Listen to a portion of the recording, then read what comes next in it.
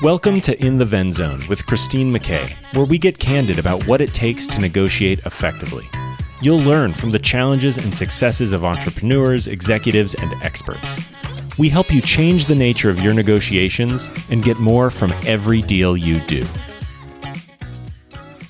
Hey everyone, welcome back to another episode of In the Ven Zone, where we help you, the small and medium-sized businesses, level up your negotiation. And every time I come on an episode, I say it, and now it's becoming a habit. I'm so excited about my guest today. And I am, because Andrew Kaplan has impacted my life in a way that I never actually thought possible. So Andrew is an expert in the law of attraction, and he has this best-selling book called The Last Law of Attraction Book You'll Ever Need to Read. And he's right, it is. And I was on Andrew's podcast a while ago, and I've been trying to figure out, how do I bring Andrew on and how do I make it relate to negotiation? And as a lot of you have heard me say before, the hardest part of any negotiation is the negotiation we have between our ears.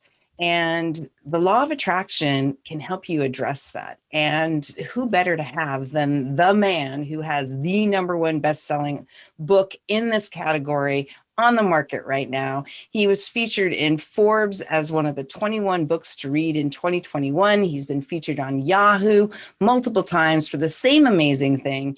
And Andrew, thank you for being here. I am just so glad to have you. I'm so grateful for you. Christine, thank you so much for having me. I'm probably more excited than you, because I knew this, if not even with our interview, but even just in our interaction before our interview on my podcast. It's very clear to me how important your podcast is and the kind of impact it's going to make for people. So to be invited on and to try to give some value in this class of people and this class of content is really a high compliment. And I'm super pumped where our conversation might go, because I know we're probably going to go in a different direction than most other scenarios. So let's do it. Thank you for having me. I'm happy to be here and ready to go. Well, thank you very much. And I appreciate that. And I am so excited about where this podcast, I think, is going to be able to take people and how it's going to impact their businesses and their lives and elevate what they do and what they achieve. And so part of that success is what we attract. And so first, tell us a little bit about you. Tell us a little bit about how you got to where you're at and what drove you to write the book. Wow. So let's see if I can make this not a 20-minute run-on sentence, because it's so loaded. I mean, the fastest version off the top of my head is, I learned about law of attraction almost 20 years ago, 16, because this was just as an entrepreneur looking for positive mindsets, positive modalities, things like that. It was one of many. And it kind of worked, but it was kind of inconsistent. And I would only find out years later that I was the one who was inconsistent, because I kind of hit this wall back in 2008, where even though I was doing this on the side, I was really struggling with my business. I actually lost my business and my girlfriend of 3 years all in the same week. And it wasn't even like a breakup in person or a breakup over the phone. It was a breakup over text. So it was like, it was a rough going. And here I am, no business, no relationship, feel like 9% of my life is gone. What do I do? I kind of had this thought in my mind of well, that law of attraction thing kind of worked whenever I did it. And I'm just stubborn and indignant and upset enough right now where maybe I can actually go all in for a change. And when I say all in, I don't mean all day, every day, because we understand human nature. We understand burnout. I knew that even then, in that state of really motivation, that it was not sustainable, but I can go 5 minutes a day. I can do 10 minutes a day, that kind of thing. And we're talking, gratitude exercises, visualization, really simple things. And the results that I experienced, the events that I experienced, were nothing short of miraculous. Within 2 weeks, I feel better, which is saying a lot with a broken heart. Mm-hmm. Within 3 months, I'm in a brand new, way healthier relationship. I'm over my ex. Within 4 months, I'm making more money than at any point in my life before then. And within 6 months, everything is different. Best shape of my life, waking up happy and fulfilled. And I realized, well, at least for me, this works if you work it. And I was never the same after that. And it was only years later where I'm deciding, okay, what do I want to do next in business? And I made a decision okay, I need something to do where I'm not going to get, to be candid, I'm not going to get bored. I'm going to be happy to engage with the customers, happy to respond to emails, like really, really into it. And I thought, okay, maybe I can finally give myself permission to write a book that I would have wanted 20 years ago. Maybe I can give myself permission, acknowledgement of like, yes, I can articulate this in a way that will connect with people and that will hopefully help them.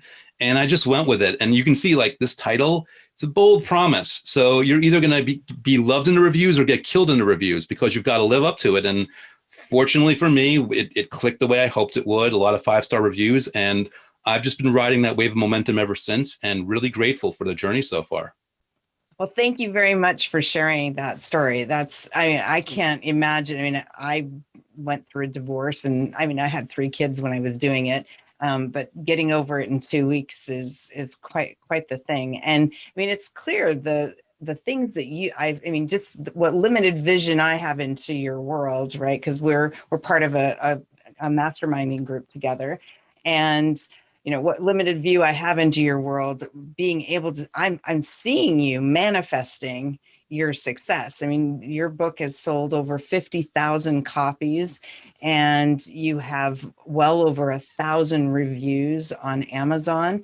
And just like I said earlier, Forbes and Yahoo, and it just keeps coming. And your programs are amazing. I mean, I'm taking the Gravity of the Cosmos now, and it's just amazing. But you're living it.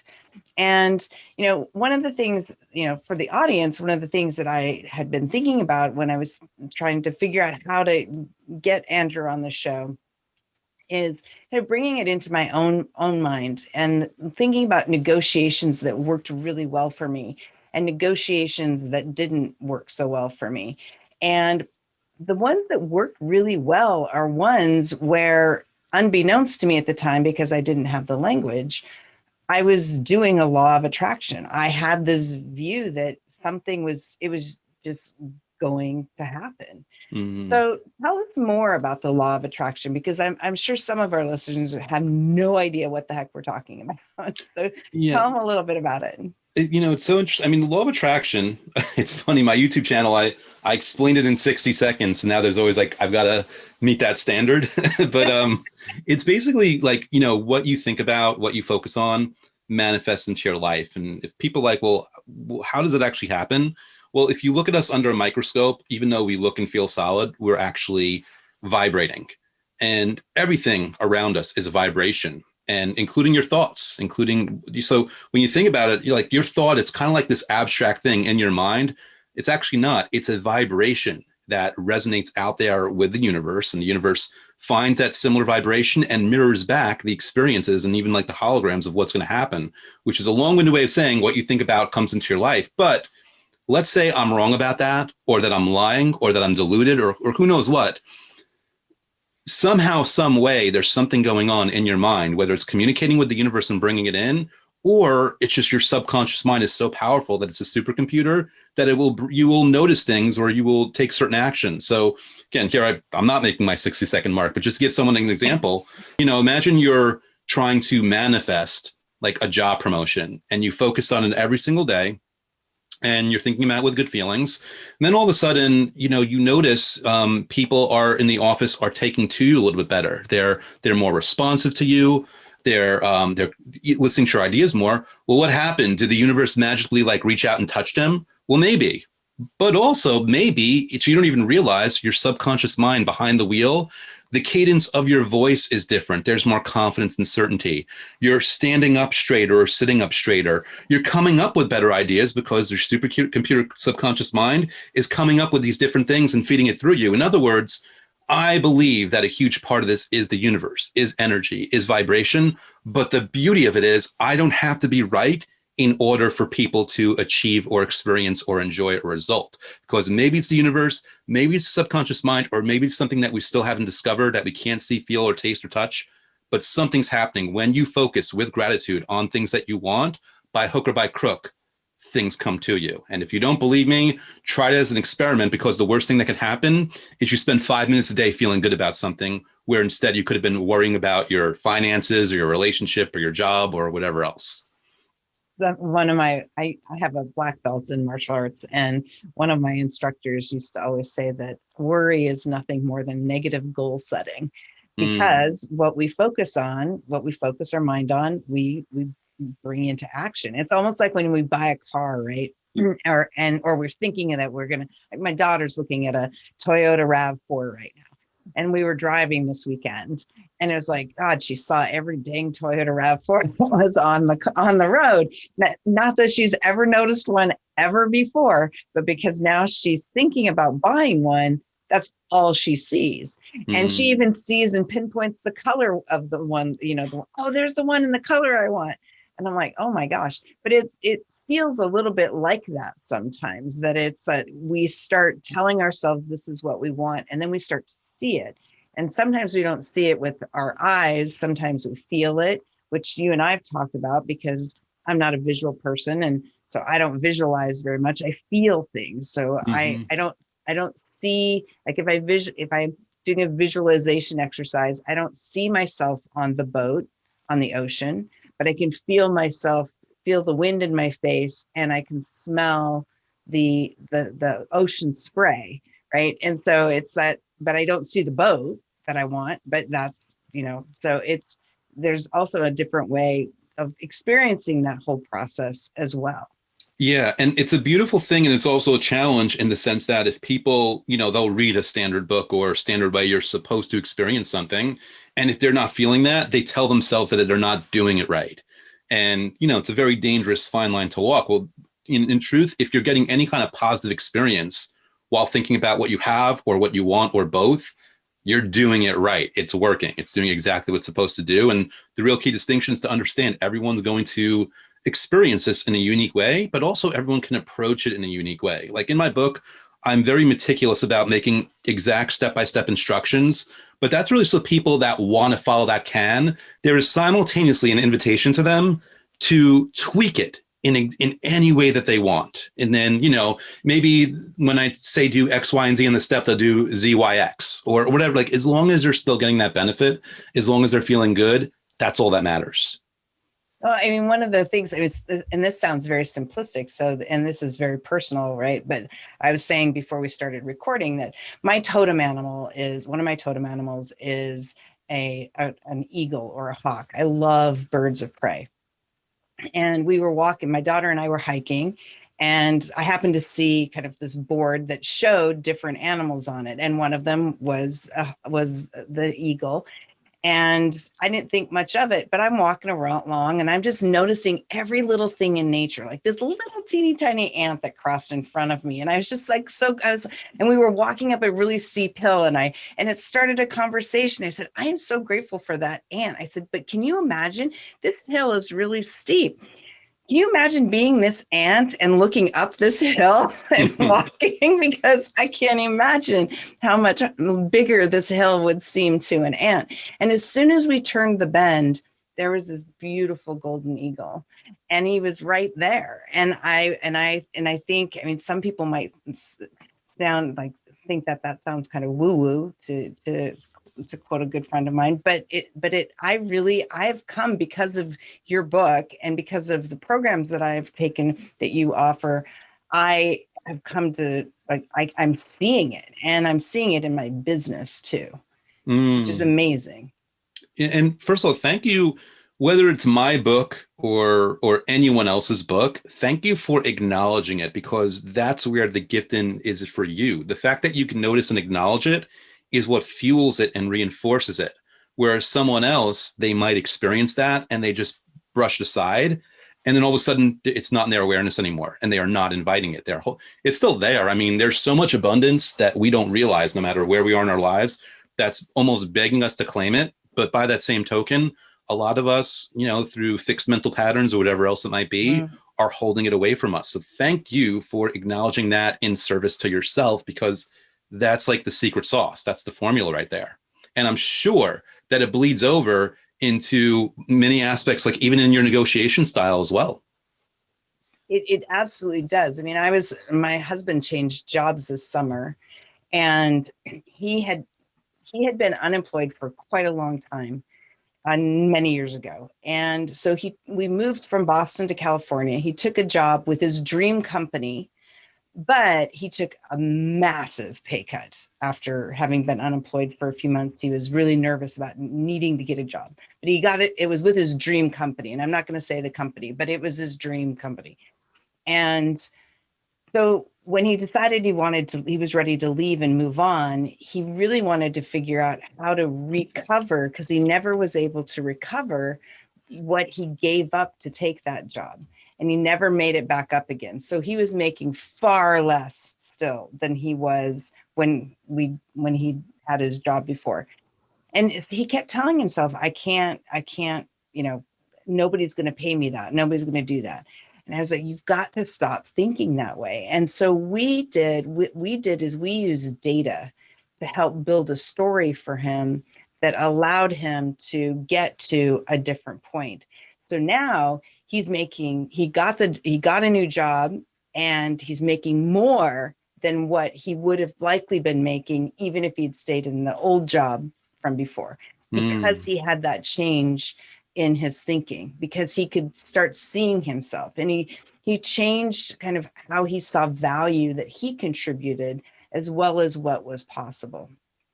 I love that. And, obviously I'm projecting now, but I hear something like that. I hear that you took valid data points, and we use the word story, but you constructed basically, a truth around it, right? That this is the way it is.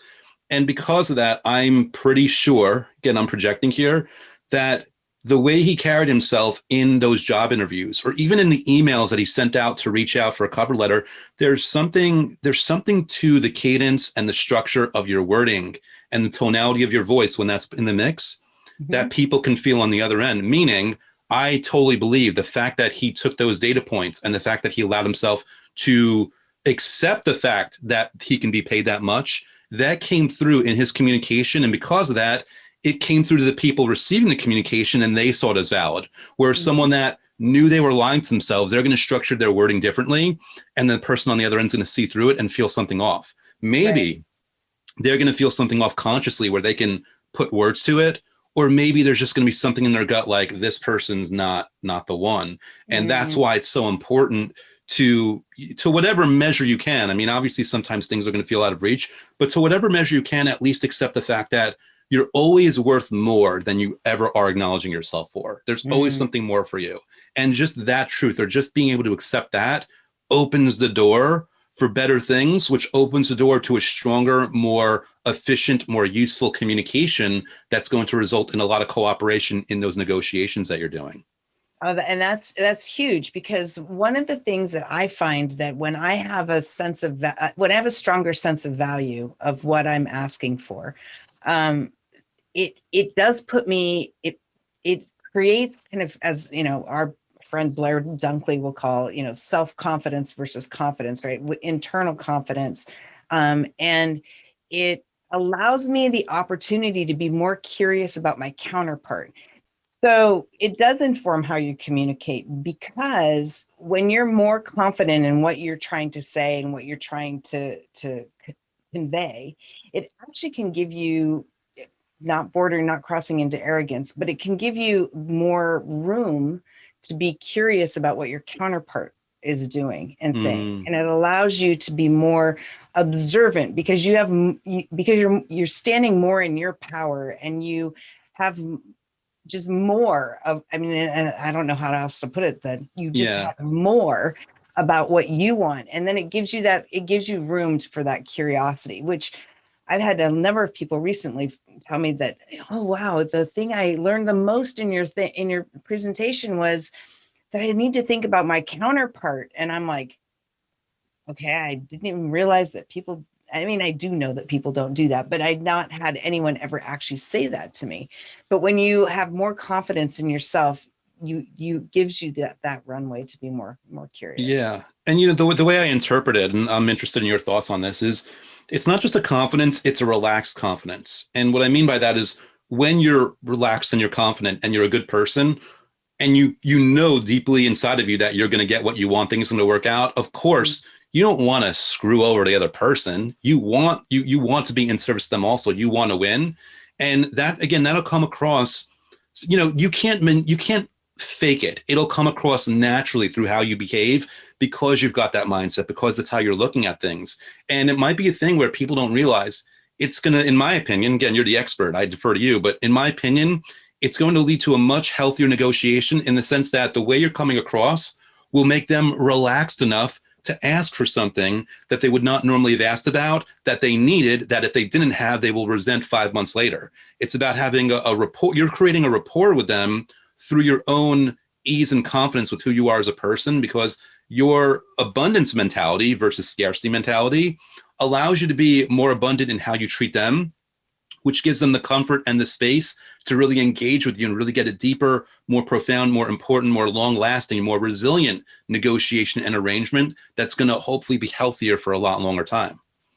Yeah, that's actually a really big deal, because when you don't do that, then your ability to negotiate is limited. And we see that all the time in the terms win-win, which I have a lot of issues with that term. My apologies to all of my amazing Harvard professors, but I have a big issue with it, because what it's become is a nudge, nudge, wink, wink, wink. I'm going to screw you over.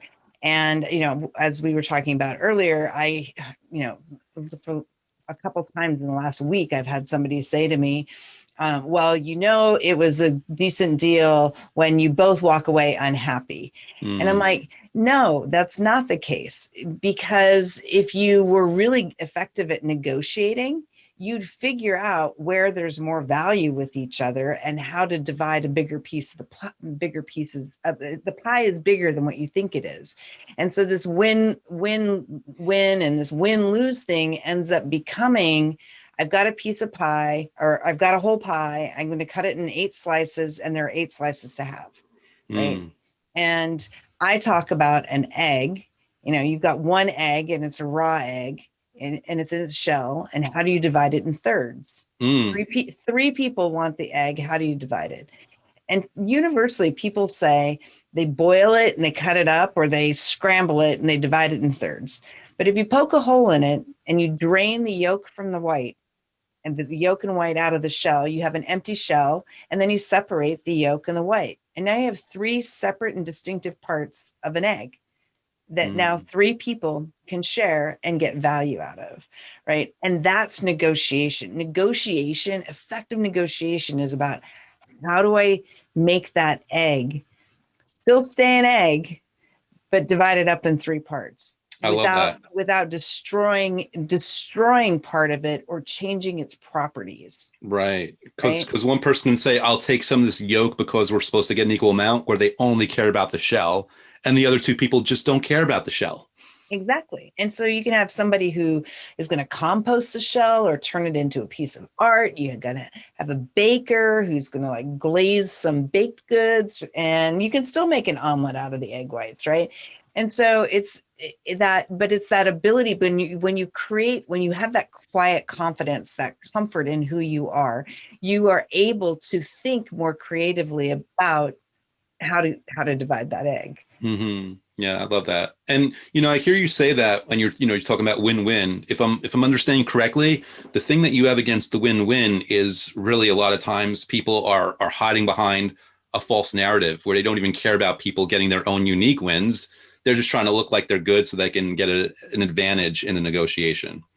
Yeah. And a lot of people, at the end of the day, most people, and research out of Cornell suggests that 65 to 70 people percent of negotiations are really win-lose negotiation. And we think about it as, if you win something, that means I'm losing something, versus it being an overall relationship, and that you can't win a relationship, right? And so when you start saying, when you acknowledge that negotiation is a conversation about a relationship, and you stop trying to win at a relationship, the doors of possibility just open up like crazy, which is why the law of attraction is so important in how we negotiate. Because when you acknowledge that it's about relationship, and you let that door open, and all the possibilities are there, now you just got to be able to think about what it is that you want out of those possibilities.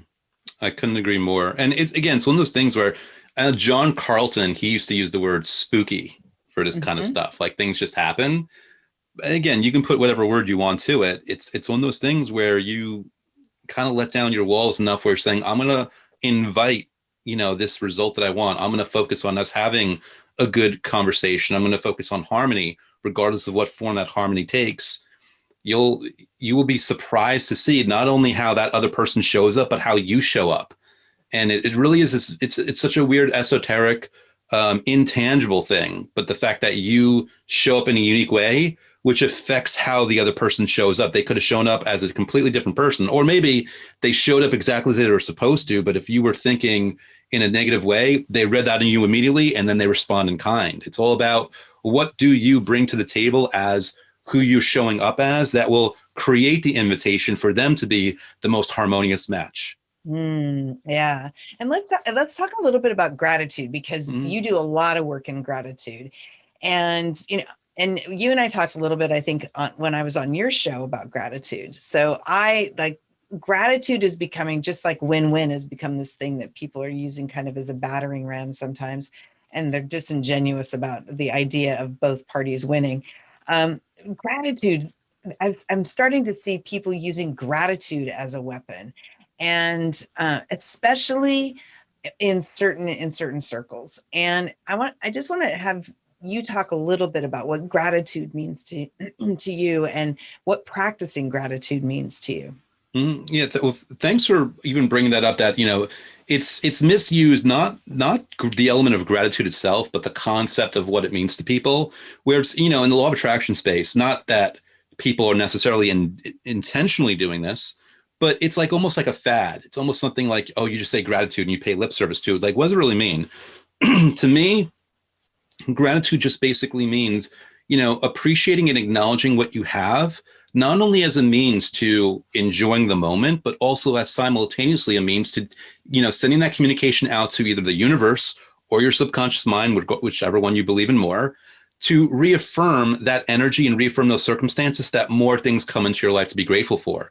It's like a self-fulfilling prophecy, so to speak. By being grateful and appreciating what you have, you invite more situations and circumstances and reasons and excuses to continue to feel gratitude, which is another way of feeling good, which is another way of attracting more good. Again, it snowballs. It keeps going on and on and on. And, a lot of people, we all have our own challenges. Obviously when the book sells 50,000 copies, I'm putting it out there. When it's featured in Forbes, I'm putting it out there. When someone, pisses me off, I'm not putting that out there, even though it happens. You know what I mean? So there's a recognition that things aren't perfect rather. But what you want to do strategically is be more grateful and put more focus on the good, not because you're trying to trick other people, but because you're literally trying to, quarterback your own focus because you want to invite more of those things. So it all comes down to, what can I do strategically to appreciate this? And even when things are bad, there's always something to appreciate. And an answer that I always give people, like when I do podcast appearances, I say, okay, you can't think of anything. What about your heart? What about your heart that's been beating in your chest every single second of every single day since before the day we were born, And the fact, not only it's been there every single day, it's pumping blood and nutrients and oxygen to all these other parts of your body, which are also serving you. I mean, think about the fact, how many people wake up and have to say, okay, let me inhale and let me exhale. It's like, no, it is being taken care of and regulated for you. Air and oxygen is there for you. Most people hopefully have access to clean water. Like, these are things that we gloss over when we are under stress. But, we need to worry about the negotiation. We need to worry about our business. We need to worry about whatever, another paycheck. But if you're focusing on all these good things, you are creating an energy, a whirlpool, a vortex of focus and attention that's going to help you come up with better, more constructive ideas on dealing with those negative things that you're not happy with. Joy to me isn't just a result, it's a strategy. By implementing joy and by finding reasons to feel joy, you're inviting it more, you're resetting your mind, you're resetting your focus. And again, your brain, your subconscious mind, it's the greatest supercomputer ever. How hard are they working right now to make, artificial intelligence and replicate things? And some things they've done are really amazing, but they still have not even come close to equaling the power of the human mind. You have so much resourcefulness within you.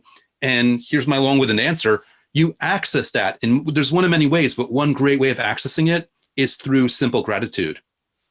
Simply being grateful for your car and being grateful for your paycheck and being grateful for, the food that you're eating will indirectly lead to that relationship that you've wanted, that you can now be grateful for it as well. Like, you could be grateful for one area of your life and will invite good things from other areas of your life that you weren't even focusing on. One of the things so the exercise I got to do this morning was focused on money and gratitude for different things. And we did the present, past, future technique, which is a really cool technique, where you write something down about your present that you are grateful for. It can be about money, it can be about health, it can be about anything. And then you write something from your past that you were grateful for. And then you write something about your future that you're grateful for. Now, you haven't gotten the future thing yet, but you write it in the present tense. So that all of those things kind of get jumbled together. So the thing that you are wanting, you're treating like you've already had it or have it. And it's a really powerful exercise. And, for me, it's like, living out of the back of my car, homeless, on welfare for a long time. I'm grateful that I got out of my car. I'm grateful that that welfare existed as a way for me to be able to rebuild. I thanked Barry Taylor, who was a professor of mine when I was at Rensselaer Polytechnic Institute. He bought $200 worth of groceries one time for me and my daughters. And it's like, so it's just the things that when you let your mind go into like all the things that the little things, whether, the little ant, somebody, I love you, I actually was reminded because you said it on the Gravity of the Cosmos program. It's like, if you get a discount on something, we got grandfathered in on really cheap internet. So, that was something I'm like, all right, I'm thankful for that. I don't have to pay. It saves us $100 a month to be grandfathered in on that. Right. And it's like, we get so focused on what we don't have, and sometimes the bad things in our lives, that we forget all the really amazing, wonderful things, and we forget all the successes that we've had in our lives. Yes. And when we give ourselves permission to think about those, to write them down, to go back and review them, it contributes to our continued success. There's a reason why many billionaires have been bankrupt, but they're still billionaires, because they know they accomplished it once. They know what that is. I've already done that. I can do that again. Right. And, and that matters. And their internal financial thermostat, it's there. Yeah, exactly. Yeah. Yeah. And Christine, if I may, you did something really, really interesting just now. And I'd love to actually, teach your audience the method that we're talking about here. Yes. And yes. I'm bringing it up because what you did here is what I love. You did your own spin, your own version of it. So I figured now that your audience has heard you do this, I'll have, I'll show them how it's expressed in the book, and they can see how easy it is to either do something exact step by step or make it your own, which I love. So to teach us real quick, it's called the time-lapse method. It's a gratitude method. And the way I teach it is someone's going to write a list of 15 things that they're grateful for. 5 of those things are from their past, 5 of them from their present, and 5 of them are things that they want in their future. But the hook of all this is they're going to write every single thing out in the present tense, where if they did read it to someone, the person could not tell whether it's going to happen or it did happen or what. So they write everything in the present tense, and then they jumble up the order of that list. So maybe the first thing in the list is a present, followed by a past, followed by another past, followed by a future. Who knows? It's all over the place. And the really cool thing about this is when you then go through that list and you read it one thing at a time, and then you give yourself 20 to 60 seconds to just bask in the gratitude of that specific thing, there's a confidence and certainty to those things that have already happened or are happening. And that's 2/3 of your list. 2/3 of your list has happened already. And you have this confidence and certainty, enthusiasm as you're being grateful for it. And the really cool thing about this is, again, are we tricking our subconscious mind, or are we tricking our vibration to connect with the universe? I don't care. All I know is that we as humans don't downshift very easily. So then when we're reading those 5 future things in the present tense intermixed through it, we also have that confidence and that certainty and that enthusiasm that we're really infusing in our being. The reason I want to bring this up, because besides the fact that we had your take on it, and besides here's this classic way, how do we apply this to negotiation? Well, Mhm. you can do just on anything in life just to feel good. Or if you are a person who goes into a lot of the negotiations, why don't you take 5 past points of negotiation that you really got that you enjoyed, 5 present things in the current deal that you're in, and then 5 things about your upcoming thing that you'd like. You're basically taking this thing and you're applying it to negotiation, even though you don't have to. So there are a myriad of ways of doing this that'll go specific, tailor-made to your situation that you could really get a lot out of. I love that. I love it. And thank you for sharing that with the audience. I really appreciate that. But here's the thing that I love about it. So right in the negotiation parlance, in our language and lingo, we use the word precedent all the time. Now, precedent is often used when, somebody, agrees to do something that they didn't really want to do, and you've now set a precedent. And it's usually set as a negative. And, and I do a lot of David and Goliath negotiation, working with smaller organizations, negotiating with big companies.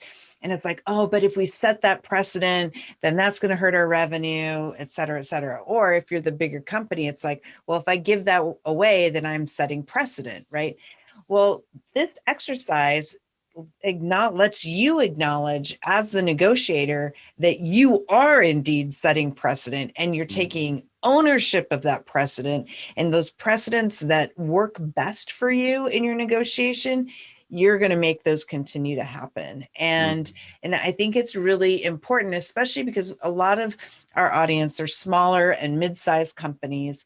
And it's really important to know that you have every right to set those precedents as well. And if you're negotiating with a huge company, doesn't matter. You can still use this technique to help you get more of what you want in your negotiation. I love that. And you, quick reminder, they would not be negotiating with you if they didn't need you, or if they didn't, if there wasn't benefit to you. Absolutely. Not to be negative, but I've seen, there's always those get rich quick schemes. And the person's like, well, here's my new system and all you have to do is X, Y, and Z. Obviously, they need you for something besides even just like, whether it's paying or whatever it might be. Anytime somebody is voluntarily involving you in a process, that is your indicator right there that you have value, because we only, listen, we're self-interested beings. It's just the way we are. It's human nature, and that's fine. We can forgive that. But it's a good thing to have that recognition of no one's going to spend any time with you if they don't have anything perceived or real to gain from that interaction. It's really important when you are taking, not only, whether you are the little guy or not, when you're, encompassing that role or taking that role or fitting that role upon yourself, you just got to understand you're always valuable. Otherwise, you wouldn't be at that table to begin with. And if you hit a point where you are feeling that your counterpart isn't valuing you at all, or you're feeling disrespected, then there's this really great word.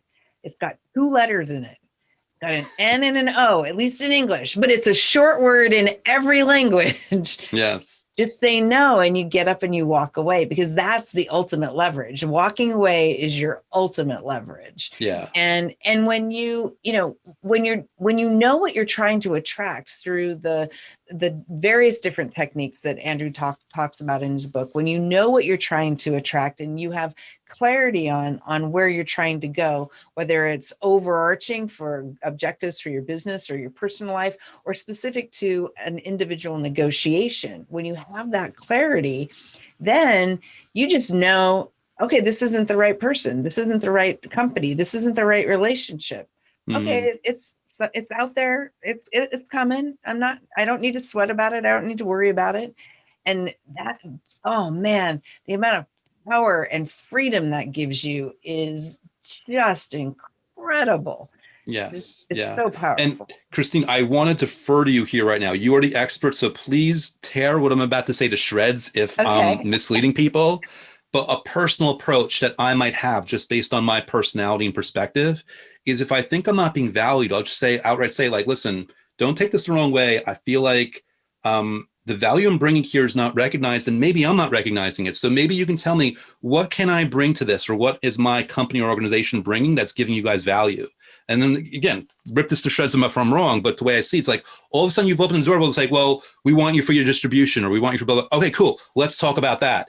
This is worth to you. Let's make this work. So rip that to shreds if I'm wrong, but I kind No, of feel but like if you're not being valued, just bring it to the table and make them state where the value is. yeah, no, you're not wrong. I agree with that approach. It's about being transparent. I mean, the thing is that negotiation is inherently emotional.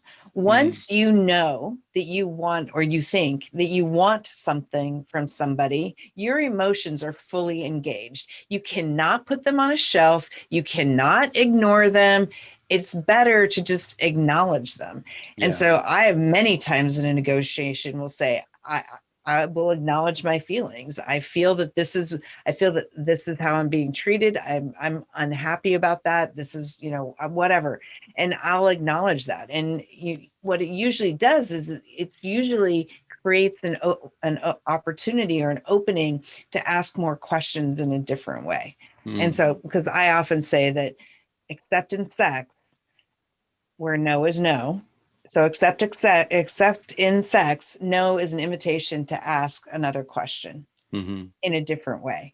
And because what you're trying to do is get that information so that you're evaluating things more effectively. And that's really what negotiation is an evaluative process.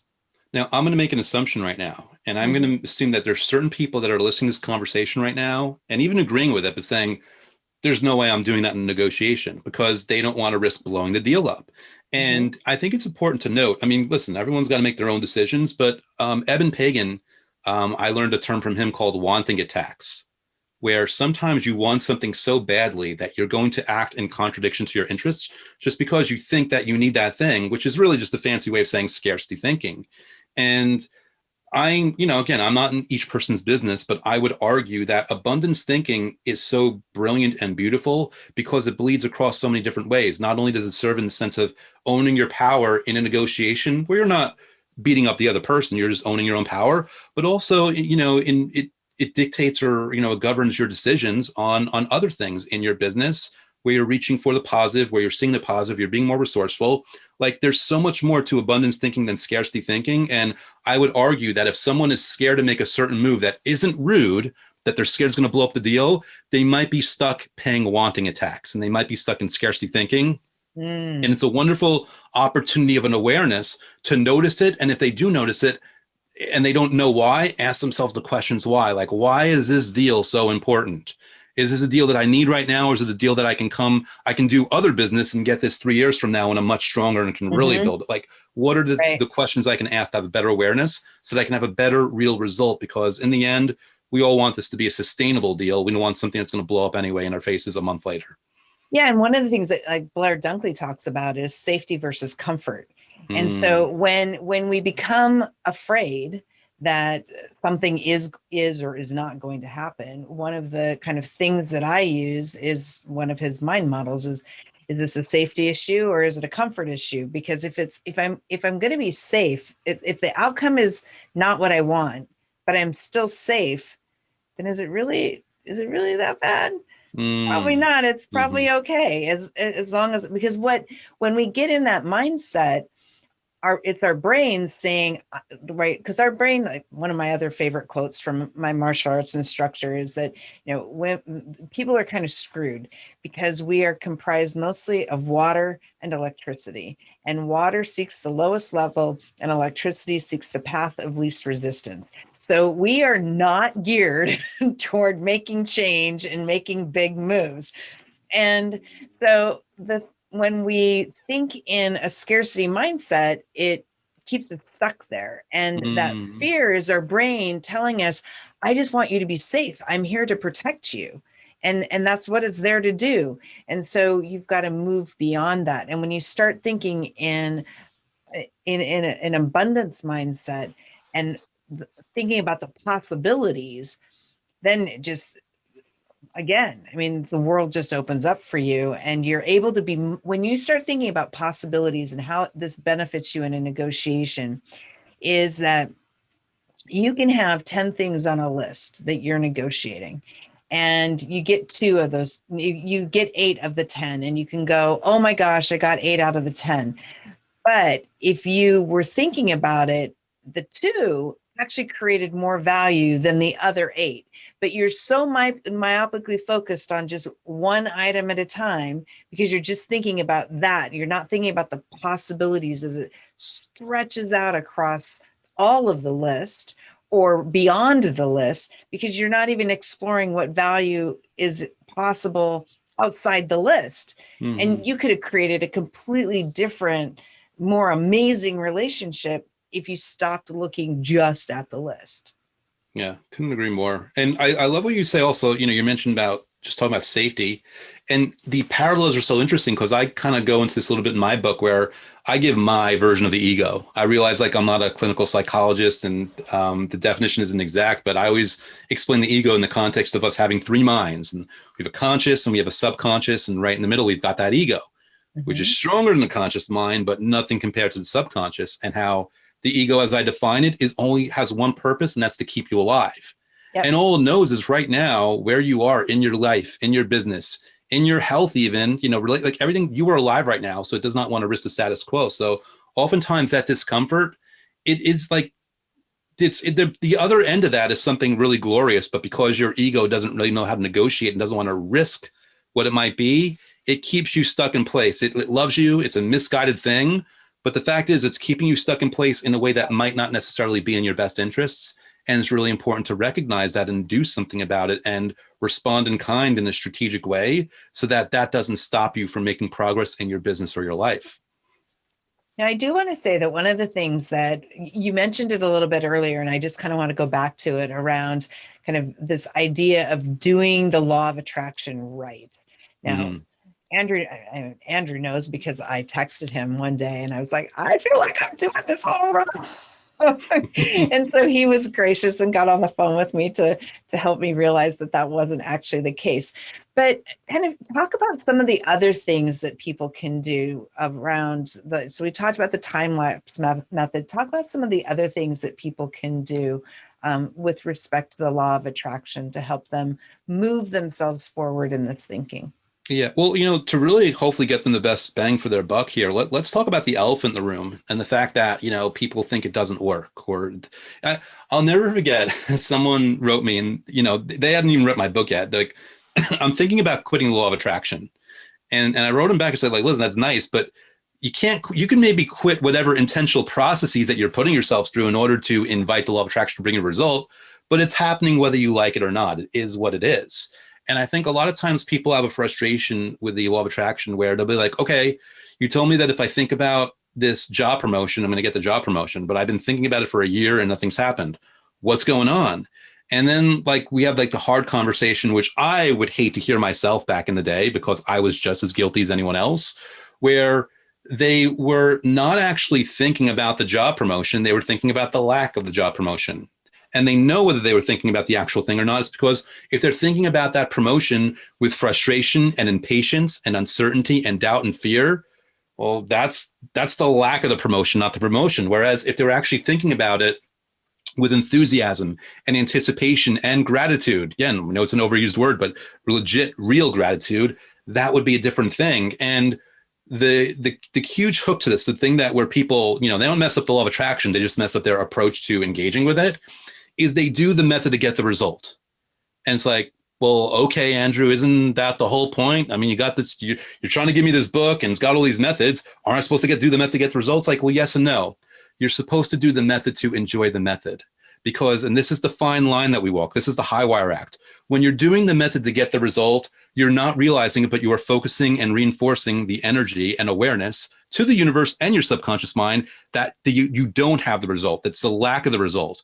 Whereas when you do the method for the sake of enjoying the method and basking in either the feelings or the images or whatever it might be for your unique experience of enjoying that piece without worrying about how it's going to come, when it's going to come, why it's going to come, then you're indirectly opening that energy up for the thing to come. I think that the greatest thing in the world is sometimes not knowing how you're going to get something, because then it lets you off the hook for having to figure out how to do it.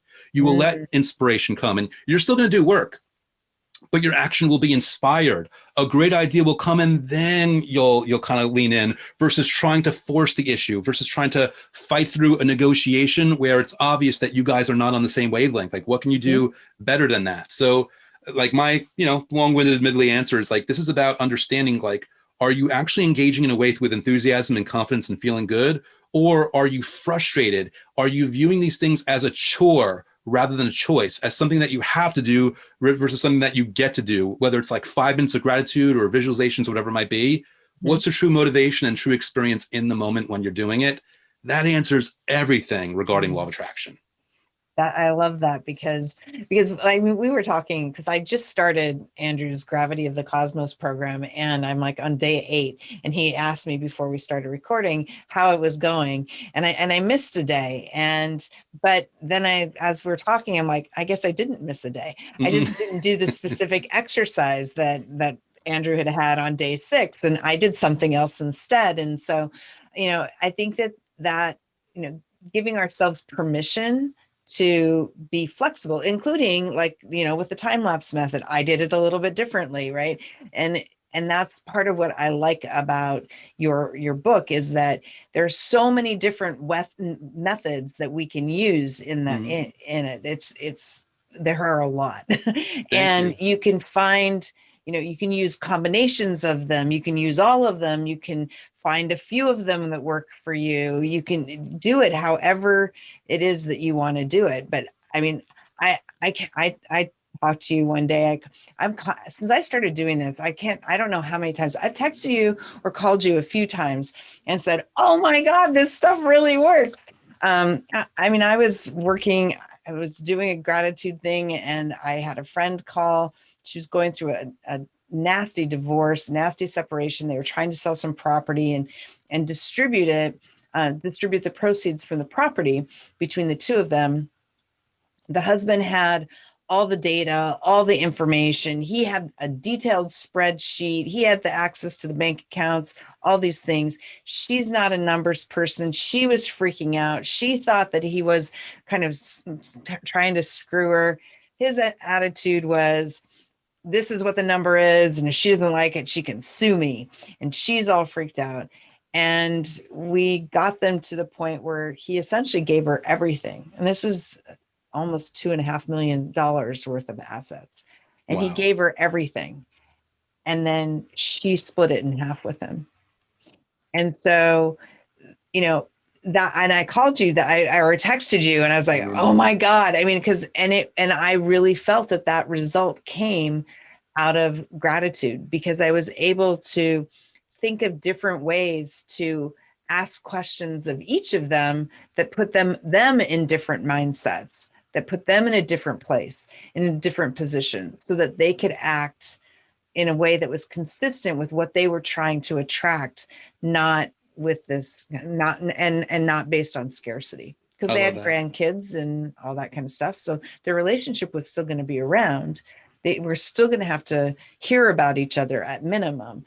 And so I really appreciate the stuff that you're doing, because I think it's just so powerful.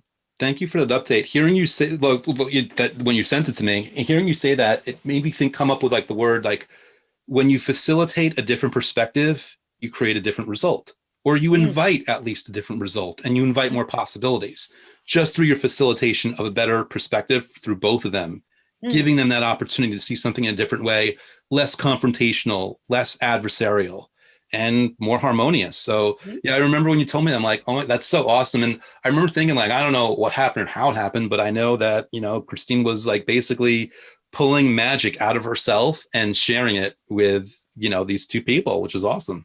Yeah, I mean, they both sent me thank you note afterward, but I was only hired by one of them, so I wasn't actually. I was surprised that she split it with the two of them, but it was really about putting her kind of in her future state and getting her to think about, what do you want when you're in your future, and they're both in their 70s. So when you're in your 80s and you look back at this moment, what do you want it to look like? And right. And so it was really trying to make it so that they weren't pulling the past into the future, and that they were living in that moment. And but I had manifested. I'd actually had this conversation with my husband, saying, this is how I didn't say that I wanted her to split it 50-50, but it was this is how I envision this unfolding. And I felt very confident about it. And it did. It changed how I was able to have the conversation with him. And ultimately, once he decided to give her all of it, it created a very different kind of conversation to have with her as well, which was really powerful. Hearing is like, it's so exciting. It's also, it's really important for people to know. And again, you'll correct me if I'm wrong, but I'm assuming like you weren't manufacturing feelings. You weren't like saying this with gritted teeth. You weren't telling your husband with gritted teeth, like, just going to work. You had a relaxed confidence and just an ease about this moment that kind of like, bled out into the situation. And I say that because some people might hear this and be like, okay, I'm just going to speak it into being. But then I want to go back to, are you speaking it to being, gritting your teeth, fear, uncertainty, doubt, or have you just got yourself enough feeling good about the situation that a thought naturally occurs to you, and then you express it verbally when it's already there? And it's such an important distinction for people, because what I don't want is people to try to replicate your like you have your magic and they have theirs. No one can replicate anyone else's magic. Absolutely. It's really important that people like kind of, I know magic, I mean, it sounds so airy fairy and so esoteric, but I mean, like, call it whatever you want, or brilliance, or genius, or yes. Yeah. Thank you. I was losing words. Like, exactly. You've got your brilliance, they've got theirs. Whatever it might be, you got to step into your own, and it all begins with doing what you can do to feel good about that situation. And you, Christine, in my opinion, asked such a wonderful question. How do you want this to look in the future? Like, what do you want when you look back? What do you want this to be? And I'm paraphrasing you already, but whatever you said was brilliant, and I love it. And I think it's a very important question that people can ask, not only in negotiations, but in many aspects of their lives.